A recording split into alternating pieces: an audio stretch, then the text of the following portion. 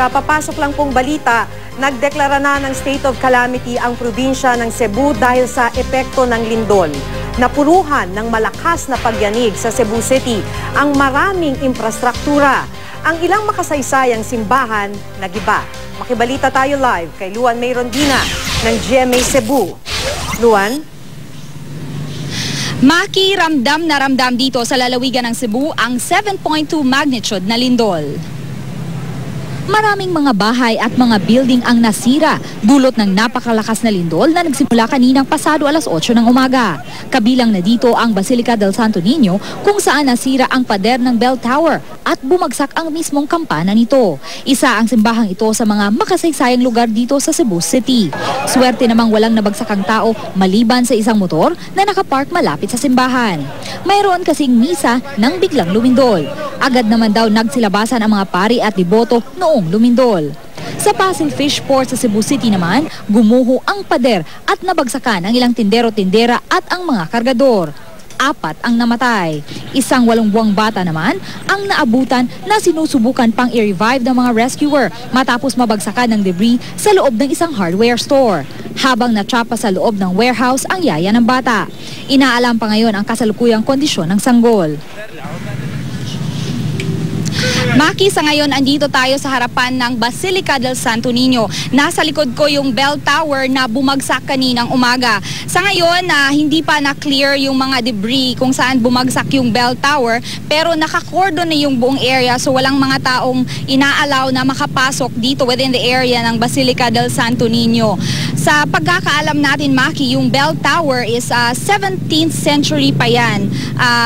That is how old the bell tower is, and hindi pa natin rin alam gaano kabigat yung bell tower na yan, pero sa in terms of kilos, but sa pagkakaalam natin, kinakailangan ng 4 na tao para buhatin ang bell tower na yan. Maki, yan muna ang latest mula rito sa Cebu City. Luan May Rondina, Nagbabalita, Pilipinas. Luan, pwede ba magtanong? Yes, Maki. Ayun, Luan, nakikita ko nga yung building. Buti na lang, walang mga tao sa paligid nito nung gumuho yung bell tower, Yes, Maki, kasi at that time, there was an ongoing mass. So, luckily, walang taong nabagsakan. Maliban lang yung sa isang motor na nakapark near the bell tower. So, ibig sabihin, maraming tao sa loob because there was an ongoing mass. Yes, Maki. At that time, kasi may schedule lang mass dito every day. At that time, buti na lang lahat ng mga tao nasa loob ng simbahan. Ang nakikita ko dun sa video feed mo, Luan, yung talagang naggumuho, yung bell tower. Sa nakikita mo, kung saan ka nakatayo ngayon, yun lang ba ang damage dun sa simbahan, yung bell tower? If we are to face the church, nasa right side yung bumagsak na bell tower. So far, yun lang nakikita natin na damage ng church, ng Basilica del Santo Niño, Maki. Okay, that's good.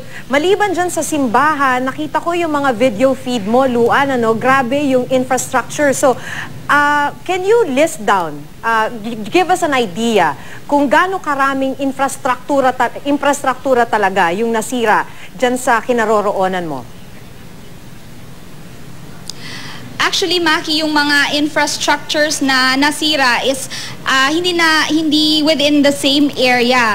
Iba yung ibang mga nasirang structure nasa ibang city, yung iba nasa ibang parts ng lalawigan ng Cebu. So, I cannot give exactly as to how many structures lahat. Kasi patuloy pa rin kinakalap yung mga information. Tama. So, syempre, kaninang umaga lang naman ito. So, I'm sure nagbibilang pa rin. Pero ang ibig sabihin nito, maraming mga bahay. Ganun ba? Mga government agencies, private buildings. Ganun ba yung nakikita nating damage dyan sa Cebu? Yes, Maki. Both houses, buildings, mga offices ng government nasira rin. May mga nakitang damages rin sa lakas ng lindol kaninang umaga. Tapos, may mga eskwelahan ba? At nung mga panahon nung oras na gumuho, di ba, 8/12, nung gumalaw yung East Bohol Fault. So, nung ito ba'y nangyari, itong pagyanig nangyari, walang mga tao nun sa loob nitong mga gusali?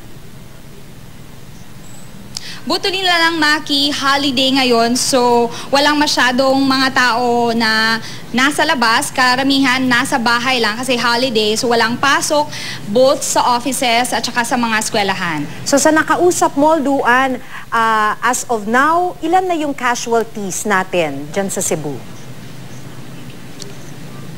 Actually, Maki, counting pa rin yun, counting pa rin hanggang sa ngayon yung casualties. May info tayo na may 6 casualties, yung iba naman 7. So, until now, we still have to verify yet as to the exact number of casualties. Pero sa ngayon, Luan, kumusta yung pagresponde ng mga ahensya ng gobyerno dito sa mga nasirang infrastruktura, sa mga yung mga taong naipit or naapektuhan? Kumusta yung pagresponde ng rescue and relief operations? Maki, come again?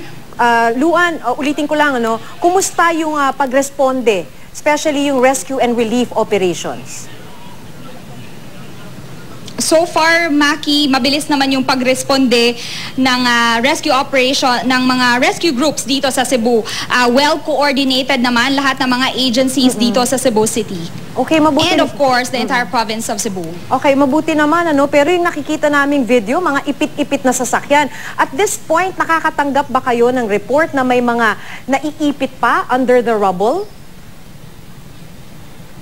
So far, wala pa tayong natatanggap na ganyang report. Pero as of now, while we were on our way here sa live point, may nakikita tayong nagki-clear pa sa mga buildings na may mga debris na nagbagsakan. So I guess at this point, wala pang malinaw na picture kung may naiipit na nasa ilalim ng mga gumuhong gusali sa ngayon. That was the picture kaninang umaga, pero hindi ko pa nalibot ba ang buong area ng Cebu. So I cannot give the details yung sa ibang areas. Yung sa area ko lang yung maibigay ko as of now. Okay, maraming salamat sa iyo, Luan Mayrondina ng GMA Cebu.